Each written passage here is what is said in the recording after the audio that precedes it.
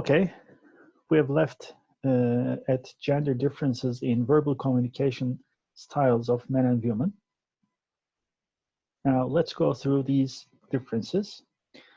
On the first column, you see the domains of verbal communication, topics of conversation, styles of conversation, self-disclosure, and communication with respect to gender roles. So what are the basic differences? Women in topics of conversation prefer to exchange their feelings and their ideas about or evaluations about people, whereas men more likely to prefer impersonal matters such as discussing about objects and actions such as a football match and something like this.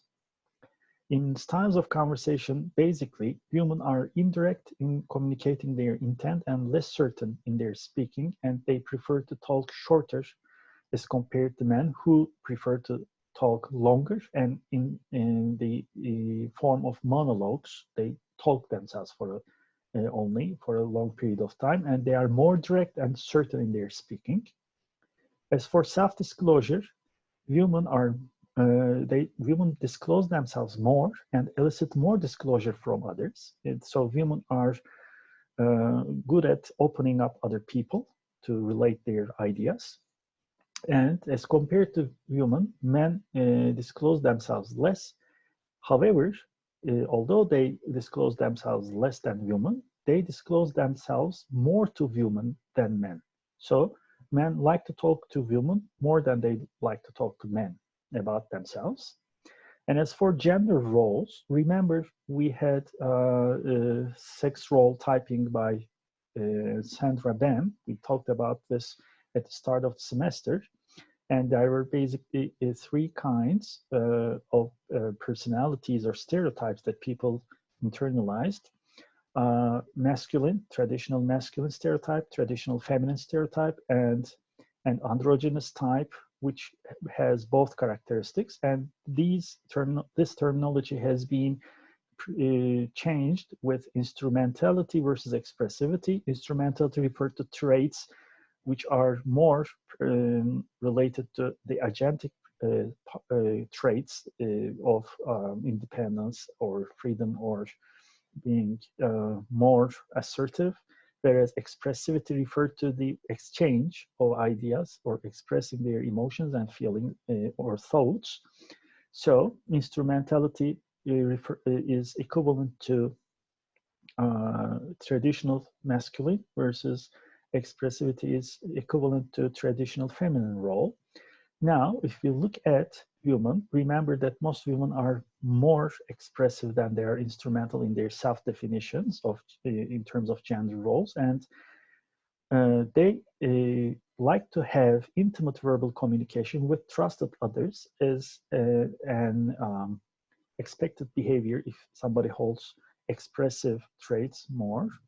But men self-disclose more to others if they are androgynous. In other words, if they define themselves both in terms of instrumental and expressive traits, or rather than being traditionally stereotyped. So these are the basic differences between men and women in terms of their verbal communication styles. Now, one of the determinants of verbal communication can be the personality type with respect to communication. And this is called blurtatiousness. It's a long term, okay, blurting or blurtatiousness. Blurt actually is the abbreviation of the brief loquaciousness and interpersonal responsiveness test, BLURT. Loquaciousness means being someone being talkative, responsive, and quick in doing this. It's something like konuşkan and geveze at the same time, but more like konuşkan. So blurting or blurtatiousness refers to how quickly, frequently, and effusively, effectively people respond to their partners. So in a verbal exchange, if somebody says something, the other can immediately say something, talk more and in a rapid fashion and effectively, quickly. So this style is called blurtatiousness, okay? And you can observe some sample items from this blurtatiousness scale. There are 8 items in it. If you find Swan and Renfro paper in 2001, you can read the article and you can see all the items in the blurtatiousness or blurt in blurt. If I have something to say, I don't hesitate to say it. Immediate responding. I always say what's on my mind. Quick, rapid. I speak my mind as soon as thoughts enters my head. So these are some items which the respondents respond on a 5-point agree-disagree scale. And now let's see the other correlates, related concepts in psychology or personality of blurtatiousness. As you observe, I sampled other constructs which have medium to high effect size, okay? So these are medium to high correlation sizes. The highest correlation is observed between blurtatiousness and Texas Social Behavior Inventory. Texas Social Behavior Inventory is a kind of a self-esteem measure, but it measures self-esteem in terms of more social social comparison of others, or how a person considers other people's evaluations about himself or herself. So it is kind of a social esteem or social self-esteem measurement. So it is highly correlated with blurt. Assertiveness is highly correlated. Emotion clarity is highly correlated. Emotion clarity means that you know and you are aware of and you are certain about how you are feeling at a given moment. So emotion clarity is highly correlated. Of course, extroversion is highly correlated. Being talkative, expressive are extroversion-related traits. Rosenberg self-esteem is the typical self-esteem measurement in the individual level. Self-liking, self-competence. So as you can observe here, if a person has, in general, a positive evaluation about himself or herself, about his or her skills of assertiveness, or in general evaluation, or has some interpersonal traits such as extroversion, then this person is more likely to be blurtatious, okay? Now, this is an interesting finding about what kinds of people are more blurtatious and what kinds of people are not. Swan and Renfro compared people from different occupations. In this example, you see librarians and salespeople. Salespeople do their job by simply talking, okay? They have to convince, persuade other people to buy things, okay? So they have to be quick in responding, and they should speak frequently and effectively to influence other people. So he expected that salespeople will have high blurtatiousness, whereas librarians who do not talk much, their job does not require, and the environment does not require much talking, they should be less blurtatious. So as you observe, blurtatiousness can discriminate between people from different relevant or irrelevant jobs. And also, the culture might be important in determining the blurtatiousness level. European Americans, as you would remember, are more inclined to have an individualistic self-construction. So they are more likely to express their ideas. They are more likely to get into direct interaction with other people, whereas Asians and Americans who have Asian descent are more likely to be collectivistic or have an interdependent self-control, for whom relationships are important. So in order to maintain the harmony in the relationship, you shouldn't be very much direct, quick, and speak frequently, because it's kind of dominance which may disrupt the relationship. So as you observe here, European Americans who are more individualistic in orientation are more blurtatious than Asian Americans who are more collectivistically oriented. So this is a good result. Even people can have different kinds of personalities in terms of communication styles with respect to their culture and occupations they choose. And this is how blurters, high blurters or low blurters, are perceived by the partners in communication. Now, in this experiment, in this study, first, all the participants filled out the blurt test. So then Swan and Renfro used the medial split to find blurtatious people and not blurtatious people, or highly versus lowly blurtatious people, okay? And these people interacted with each other in a 7-minute long simulated phone conversation. So they are not seeing each other actually, because seeing each other means that the facial features can startle attraction. So visual code is blocked. There is only the auditory code in the communication, and two people in two different rooms started a communication as if they were speaking on the phone. So after the 7 minutes simulated phone conversation, the listeners evaluated the communicator in terms of certain traits, okay? I'll come to that shortly, but before that, as you observe in this high blurters and low blurters distinction, we observe that high blurters have low response latency. It means that response latency means that somebody says something and you respond after he or she stops talking, okay? If the latency is short, it means that you are very quick at responding.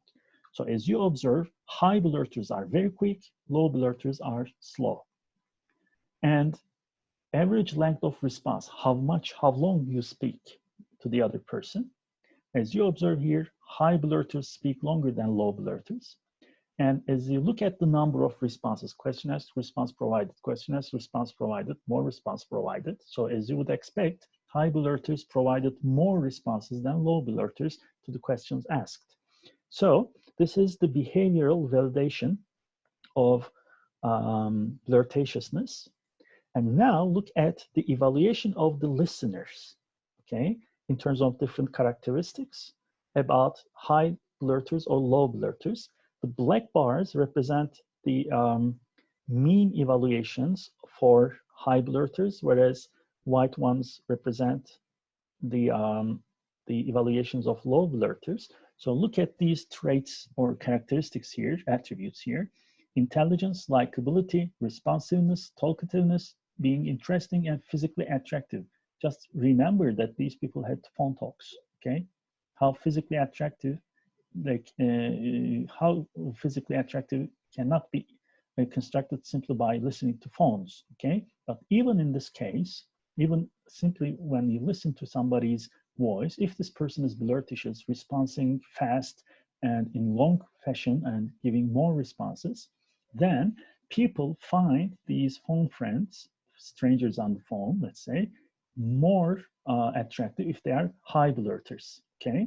So high blurters are always evaluated to possess positive qualities such as higher intelligence, higher likability, responsiveness, talkativeness, and being interesting as compared to low blurters. And most importantly, if a person is blurtatious in the exchange, then this person is evaluated as a desirable other person to become friends. Okay, here you see the difference. So blurtatiousness as a personality characteristic is important in influencing the quality of verbal exchange in an interaction and how this person is perceived by the listener. Swen and his colleagues went on to study blurtatiousness in couples, in married couples, okay? And they coined the term the precarious couple effect, istikrarsız çift etkisi, okay? Now, they started their theoretization by referring to Boller and Owen's study, which showed that if someone speaks in the same rate that an individual speaks, this message is preferred more. So suppose I'm conveying a message, okay? If I'm speaking at the same rate, as fast as or as slow as the other person is talking to me, then the other person prefers my message. So people would like to have similarity in the rate of their speech. So if rate of speech matches in an interaction, it means that the match of the rate of speech in a romantic relationship would also influence satisfaction, okay? Then, if partners in the relationship both are verbally disinhibited meaning they don't inhibit themselves, they like to talk. They like talking fast and responding more and fast. So if they are both flirtatious, in other words, both will respond immediately to each other and both will feel involved and connected to each other because their type or style of communication or exchange matches. Okay.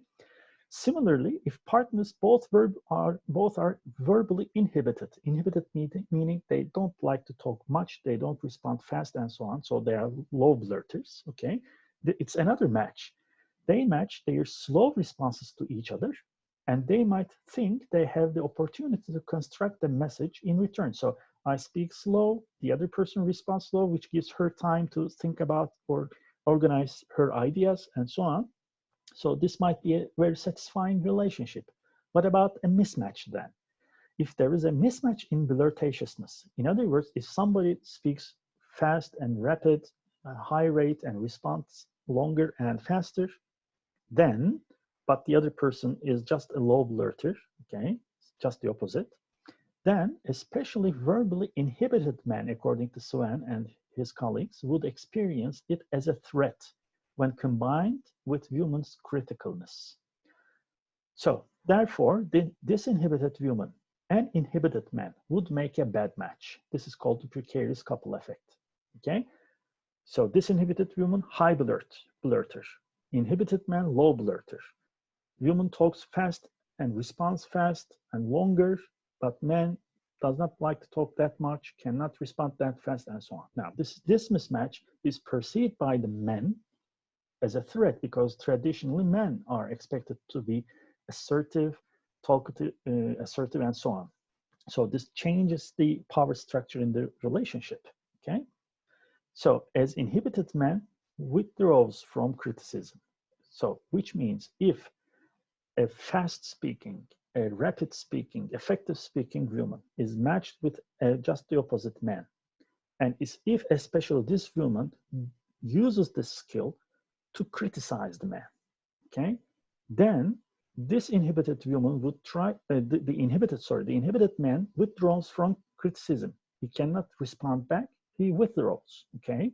And as he withdraws, woman feels that there's a problem in the relationship and tries to pull the man in the relationship through using blurtishness more, is because she perhaps fears losing the partner, which would result in more withdrawal. Okay, so this might be this theorization is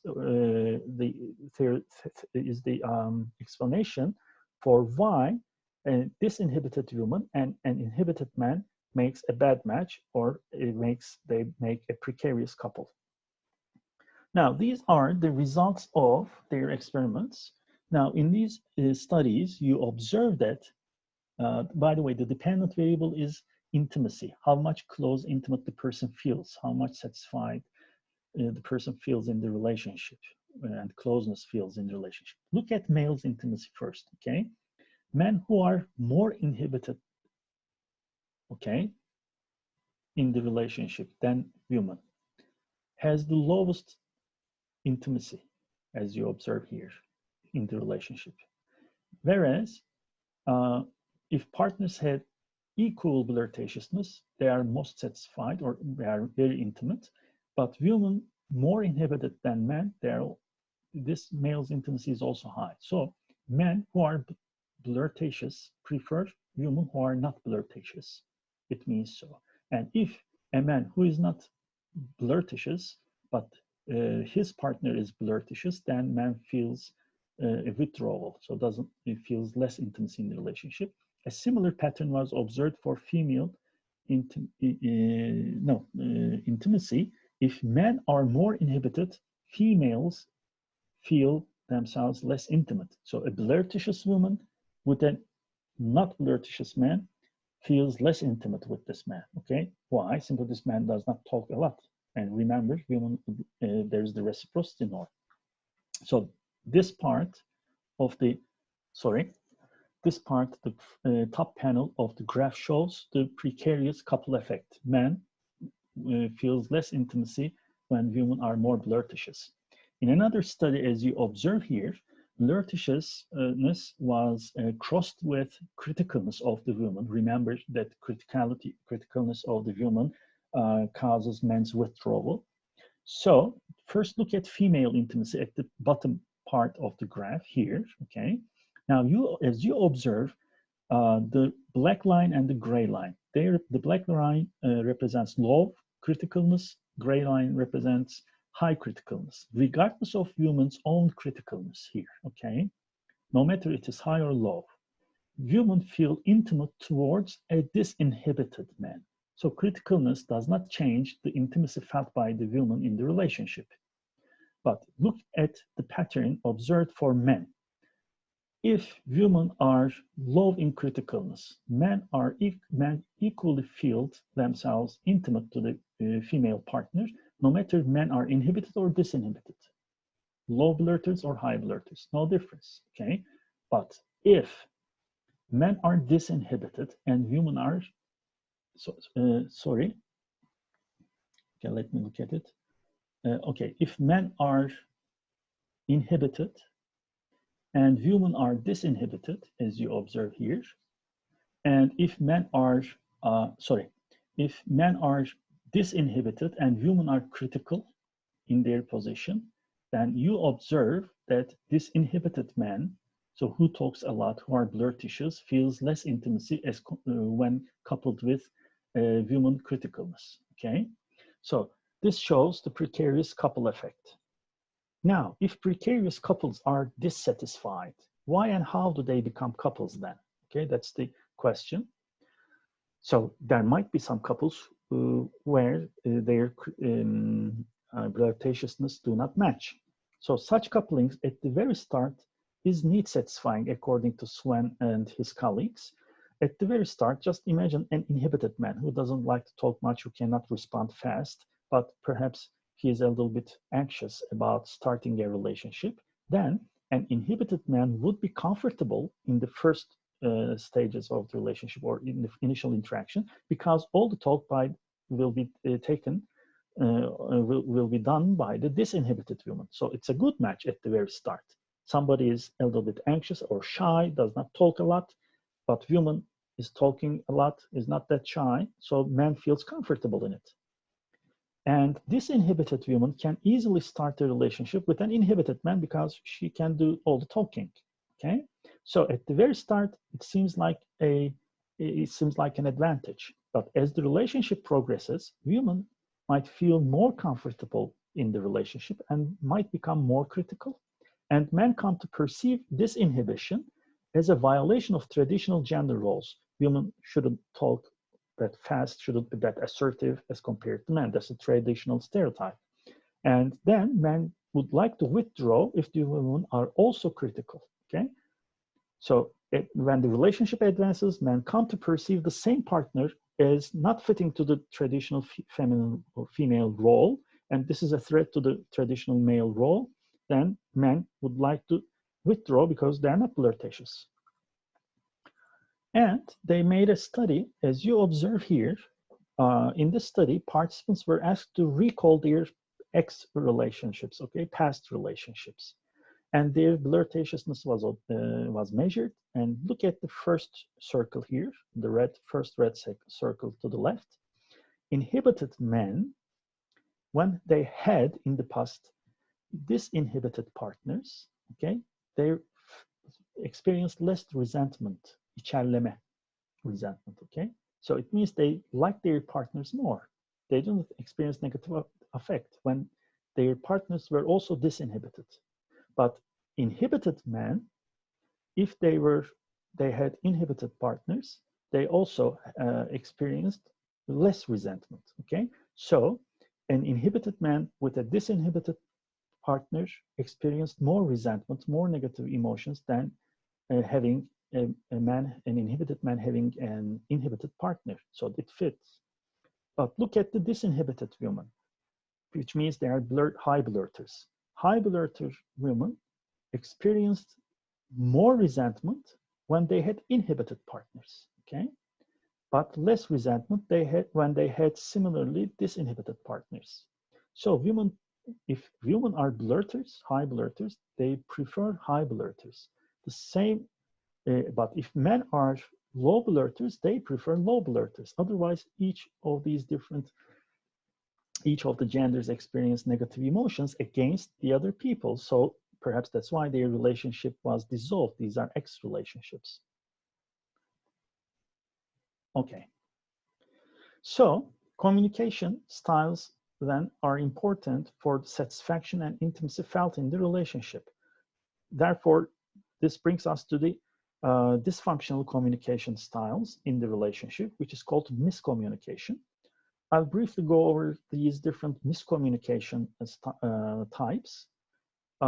First one is kitchen sinking, when two partners stop talking and quarreling, perhaps verbally exchanging a quarrelsome content. Kitchen sinking means that everything is on the table. So they're not talking on a specific issue. Anything which comes to mind gets into the conversation. So this is a miscommunication style because it can escalate the conflict between the partners.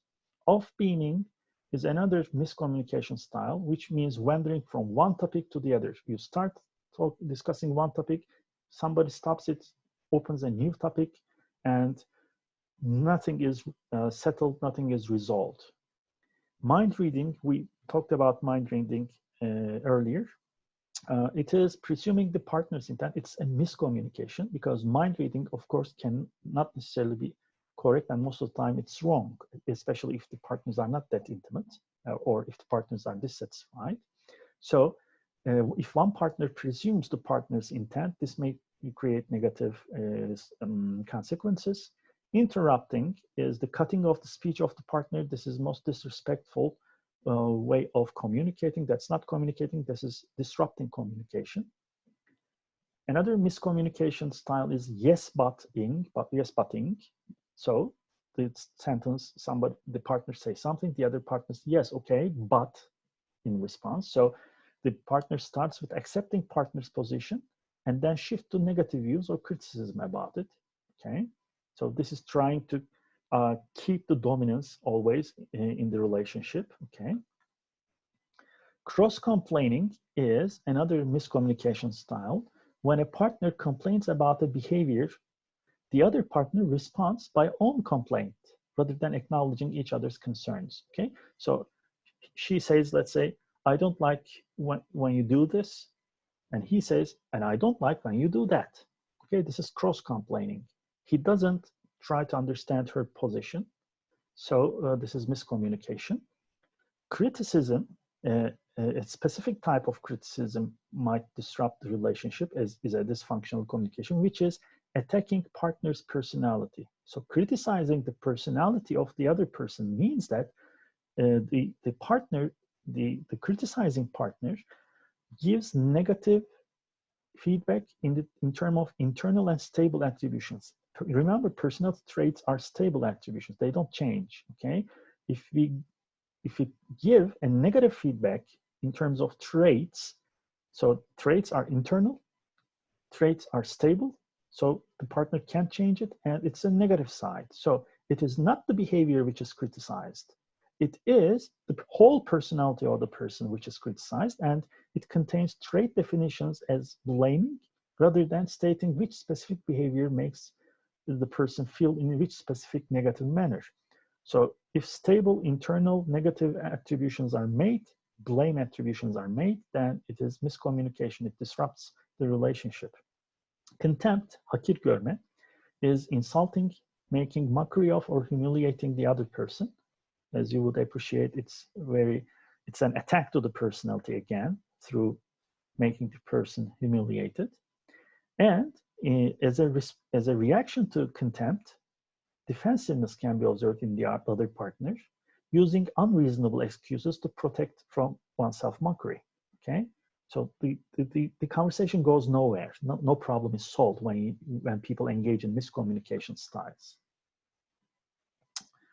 Final two miscommunication styles are stonewalling and belligerence. Stonewalling, duvar gibi durma, keeping constant silence reactively. Okay, closing of the partner. So this talks, criticizes, mocks, and so on, and this person does not respond at all. Okay, this is kind of protection for itself and kind of punishment to the other because this person does not receive any rewards from this person. Actually, silence is kind of punishment. So it's a passive kind of defense. And belligerence, kavgacılık, münakaşacılık, is rejecting and disregarding the partner totally. So these are all miscommunication styles that partners in a relationship can engage. And Carrere and Gottman studied these miscommunication styles in predicting divorce among newlyweds, okay, newly married people. And newly married couples were brought to the laboratory and engaged in a 15-minute marital conflict discussion. You know this paradigm. So they are giving conflict-related tasks and they discuss on it. And what Carrere and Gottman observed was that the miscommunication patterns, so all these miscommunication styles, okay, when the miscommunication patterns are observed more, especially in the first 3 minutes of this laboratory interaction, okay? 6 years later, the miscommunication patterns in the first 3 minutes of 15-minute marital conflict discussion predicted divorce 6 years later. So partners who engaged in miscommunication in the first 3 minutes in the laboratory 6 years before were more likely to get divorced 6 years later. That's a very important study showing the effects of miscommunication styles in the marital satisfaction. So what should couples do then? What's the solution to this miscommunication problem? There might be some guidelines. First of all, couples might say what they mean, okay? So this is one of the strategies against miscommunication. So a good communication must contain a behavior description which annoys the partner. So rather than blaming or simply mocking or criticizing, the partner himself or herself should state behaviorally what makes him feel or her feel in a certain way. So this can be achieved through forming I statements. Rather than saying, you make me angry, saying, I feel angry now is a better way of communicating. That's a blame. The first one is a blame. The second one is communicating your inner state to the other person. And these I statements should best be formed in XYZ statement forms. What's an XYZ statement form? So it is the partner speaking now. When you do X in situation Y, I feel X. Sorry, I feel Z. Sorry. So when you do not listen to me, when I'm talking to you, I feel ignored. Now, this has nothing to do with the personality of the other person, but the partner who experiences negative affect is trying to explain when and why and how he is feeling in a given moment in reaction to the other person's behavioral communication style. So this is, of course, harder, but it is an effective communication style because it says what you mean. Another strategy is active listening. Active listening is always important in any kind of social communication. It involves paraphrasing and perception checking as two strategies. Paraphrasing, as you all know, means repeating the partner's message in one's own words. It's an opportunity to learn whether the person understood the partner accurately and a chance for the partner to correct the message if the intent is understood differently. So if I don't understand you wrongly, you mean to say this and this and this in your own words. This is paraphrasing. And if you understand it, she may validate it. If you misunderstand it, she might say, no, I didn't mean it. What I meant was that, so she can correct it. So paraphrasing conveys the message that the person cares for what the partner says. So it means that I'm listening to you and I'm trying to understand you, okay? It gives this nonverbal message. Perception checking is opposite of mind reading. Mind reading is reading the intent without any evidence, and the perceiver checks the accuracy of his or her understanding of the message. Do you mean to say this?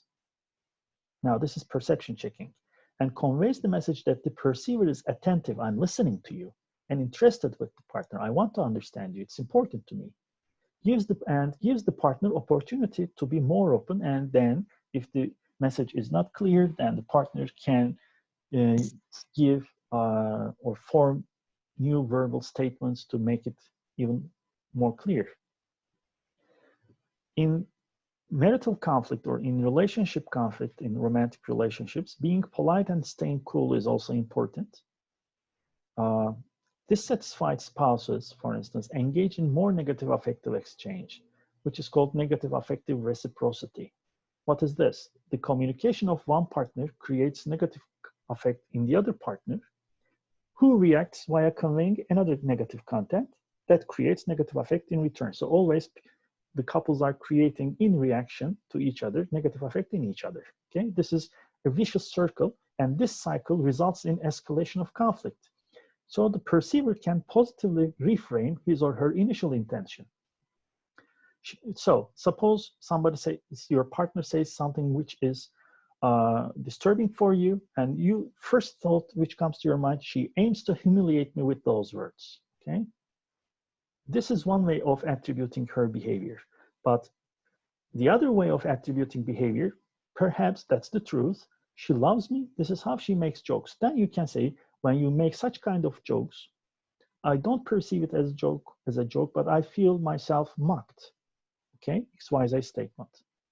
So you can go on with using effective communication, but in either case, this kind of thinking makes you help stay cool. Okay, helps you stay cool or being polite to the other person. So being impolite because would create negative reactions from the other person. And another strategy for staying cool is to take a time out. If two people are quarreling, it's a good strategy that one of the partners or both can find independent places to cool off for a period of time, do not get into interaction so that their negative affectivity is reduced, and then they can start talking. It can be useful in breaking the reciprocity cycle, negative affect reciprocity cycle. And respect and validation is, of course, important. It does not mean that in using the respect and validation strategy, it doesn't mean that you always accept what the partner says as true. It doesn't mean that the perceiver agrees with the partner, but the partner communicates that she has respect for partner's point of view. Such as, she says, I get really angry when you talk to me like this. And he says, okay, now this is validation, respect. Okay, fine, I understand you, I respect your feelings, and I validate you, but validation doesn't mean I agree, I make you angry. No, that's not the case. Okay, I can see your anger, validation. I was just trying to make you understand how I felt. Okay, so this is a better strategy for effective communication to, or not to escalate the conflict between the partners. So today, we talked about the verbal communication process between couples and the personality characteristics which might influence it, flirtatiousness. And we also referred to ineffective and effective communication styles, how they can be corrected, and how they can be used to have a better communication and relationship. And we also observed that having mismatches in terms of communication styles might create resentment and dissatisfaction in the relationship. Although it may be very useful at the start, it might be detrimental at later phases of the relationship. So together with last week's nonverbal communication, today we completed the topic of communication with verbal communication. I hope you enjoyed the content, and I hope to see you next week. So until next week, stay at home, stay with health. Bye.